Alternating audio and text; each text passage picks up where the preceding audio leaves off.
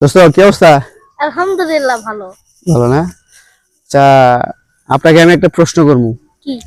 যদি না পারেন হুম। তাইলে সোজা ময়মনসিং, আর পারলে গাজীপুরের বাসিন্দা হিসেবে এখানে থাকবেন। ঠিক আছে?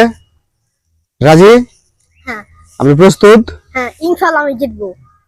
আচ্ছা, আপনার বাড়ি তো ময়মনসিং, তাই না? হ্যাঁ। আপনার বাড়ি ময়মনসিং, আমি যতদূর জানি ময়মনসিং। আপনি বলেন তো ময়মনসিং এর নেত্রকোনা না? নেত্রকোনা তো? নেত্রকোনা জেলা কিসের জন্য বিখ্যাত? ভেবে চিন্তে বলবেন।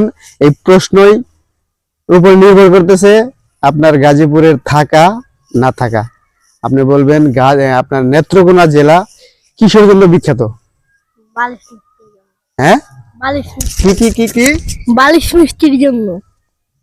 আপনি কি সঠিক অ্যান্সার দিচ্ছেন? আমরা কি এটা নিয়ে নিব? হ্যাঁ, কারণ নেত্রকোনা অনেক বড় বড় বালিশ মিষ্টি পাওয়া যায়। শিওর? হ্যাঁ। তো দর্শক, আমার দোস্ত বলছে নেত্রকোনা জেলা বালিশ মিষ্টির জন্য বিখ্যাত। তো আপনারা কমেন্টে জানাবেন যে দোস্তর অ্যান্সারটা সঠিক নাকি কি বলে ফেক। আপনারা অবশ্যই জানাবেন। ধন্যবাদ।